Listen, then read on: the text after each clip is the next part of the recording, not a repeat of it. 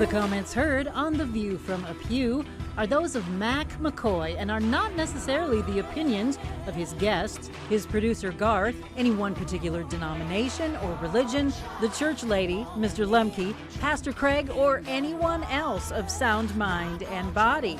Now, here is today's The View From A Pew, heard all around the world on YouTube. Just search for The View From A Pew. And thank you, Miss Emily. I appreciate your intro today. I'm Mckoy, and we are live on your local radio station, as well as on Facebook, YouTube, and also the Roku channel. We have a new Roku channel, and you just go to Roku, like you would any Fire Stick, Amazon, whatever you go to, and search for The View From A Pew, and there will be our channel, and all these programs will be on that channel. So we appreciate the folks at Roku for letting us be a part of what they're doing. Today, my guest is Richard Leiter. He is a pastor, not a pastor, he's a professor of law at the University of Nebraska. And why I have him here, not to talk law, although I'd love to do that, I'm a law person, we're talking about his conversion from Judaism into Christianity and how he got there. And we were talking last show about how you read all four of the Gospels and didn't get it yet, but you were kind of reading it to put it down. To disprove the theology of the New Testament. Yeah. Using only the Old Testament. Now, I told you right before we took a break on our last show, is that were you allowed to read the second half of Isaiah 52 and all of 53? Sure. Okay. But it's one of those things that, at least in Reformed Judaism, we read, but we interpreted differently. The suffering servant was interpreted as Israel. There was a large amount of the sort of the motivation behind Zionism was that, God wasn't going to come and save us necessarily, but he's equipped us with the energy and the insight to do it ourselves, to help ourselves. So the nation of Israel was sort of an analogy or metaphor for the suffering servant. And then you get into 53. Yeah. I've never understood this, and we haven't talked about this, but I've never understood how a Jewish person could read from their book, your book, Old Testament, Isaiah 52 and 53, and not say, oh, well, that's Jesus. Mm-hmm. But you didn't do that, did you? No. There was a overwhelming sort of presupposition culturally that couldn't be. There were so many other things that Jews would look at when they were looking at Christianity that showed us that it couldn't possibly be true. And if you look at it historically from a Jewish perspective, there's a lot of evidence for it. The pogroms, the Inquisition, all of the various persecutions, even the Crusades. If, from our perspective, we looked at that was Christianity, Jesus never said, murder Jews and call Jews up for Inquisition, all kinds of discrimination. Then the Holocaust was the crowning jewel. So Jesus was just sort of dismissed. It couldn't be. All right, so I want to take a break for just a second, and I want you to help me understand why the world doesn't like Jewish people. Yeah, well, that's a good question. I mean, I really don't understand. Yeah, I don't either. There's, I don't know.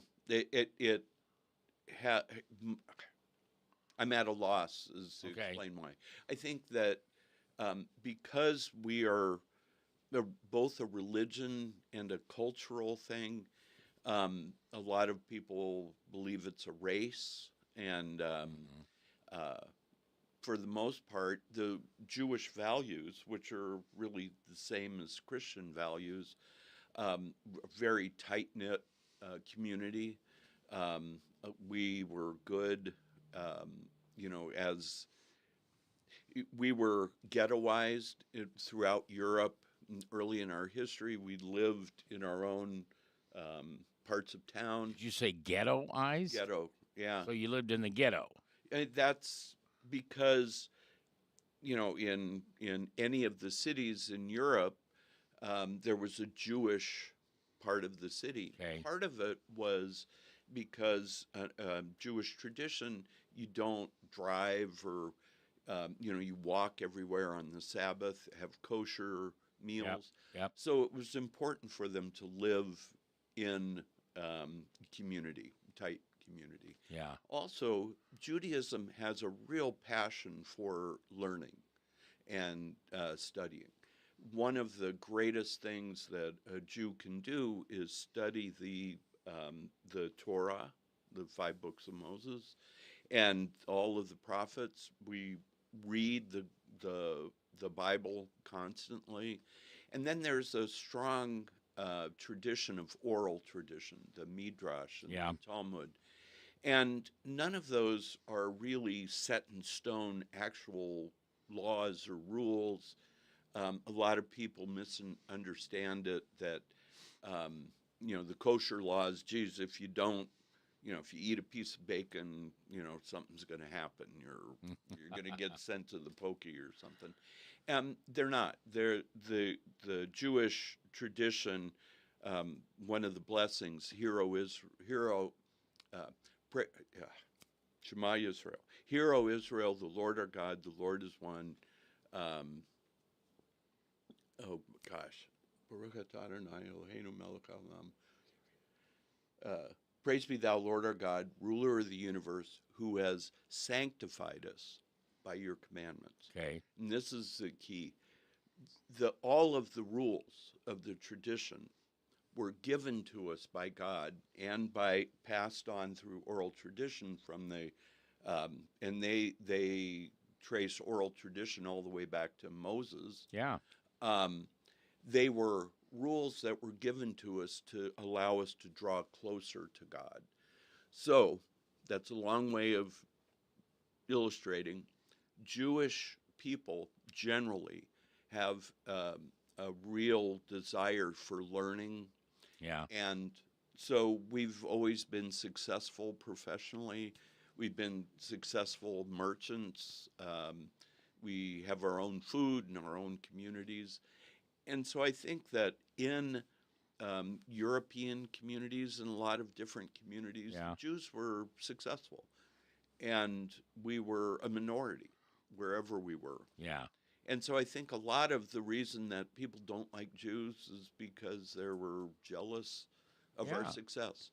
Yeah, I've been fascinated with the fact that Tom Brady, who won 4 Super Bowls with the Patriots, he's not very well liked. Yeah.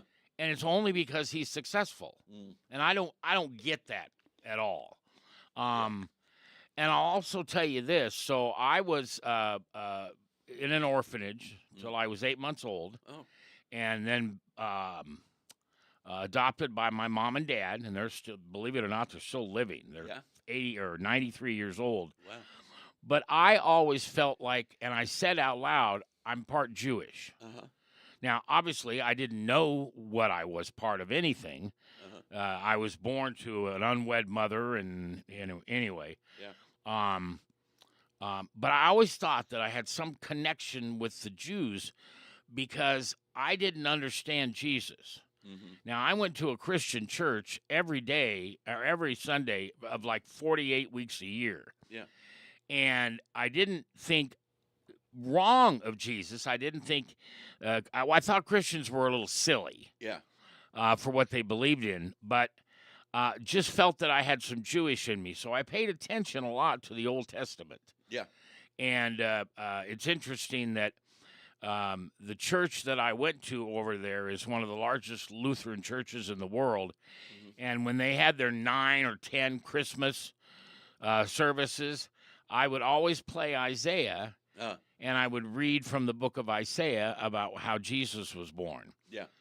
Then when he mugged me, which happened in 2010, God didn't change to me, but I heard the gospel for the first, and I heard it a billion times, but I heard the gospel, and I always used the term Jesus mugged me.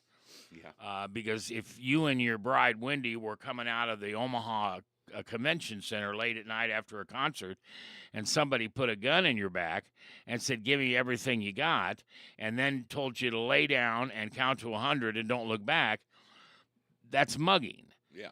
And what Jesus did for me was he's taken so many of my character defects, which I thought were positive things, by the way. Mm-hmm.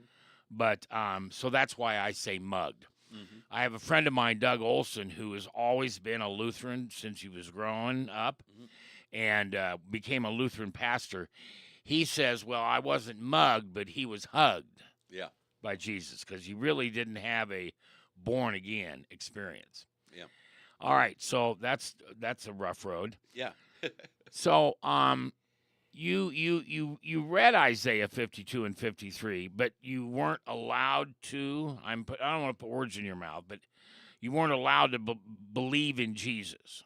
Well, we were just told that the Christians had a false interpretation. I mean, I can relate a funny story. The rabbis were debated those prophecies and debated Jesus and his claims to be the Messiah, and the Christian claims that Jesus was the Messiah. And they just said, there's no way that this person who was crucified and who didn't conquer the Romans or Greeks who were occupying Israel, Palestine at the time, that he didn't come back and save the people, that he couldn't be the Messiah. The Jews were looking for someone to rescue the Jews and bring them back and rebuild the temple. Yeah, your Messiah would have been a warrior. Yes. Leading people into battle. Judging the enemies. And No, that wasn't Jesus. And so, and so the rabbis and Jews over the centuries would sort of read Isaiah and read those prophecies and come up with different interpretations. All right. When our next show starts, I want to talk to you a little bit about you lived in Israel for a while. Mm-hmm. And I'm going to switch, if I can, a little bit on this current event of what's going on over there. Okay, sure. If you can help me understand. Sure. Because I don't understand why there are people who are on the Palestinian side. Mm-hmm. I don't get that. But we'll talk about that. Okay. My guest is Richard Leiter. Got it right. See, I'm doing good now. Yep. And he was a Jew until he was 28, and then Jesus mugged him, and he's now a Reformed Christian. Would that be the right way to say it? Now? No, I'm Orthodox. Orthodox, okay. And we're coming back. We appreciate you being here. We also appreciate the folks at DivineTruthChristian.com. Anything you want that's Christian, you can order from those folks from anywhere in the world. And here's the neat thing. You'll actually talk to one of the owners. It's owned by a family, and they're the ones always on the phone with you. I think that's so cool. All right, we're coming back on The View from Pew. Thanks for listening. Divine Truth Christian Store.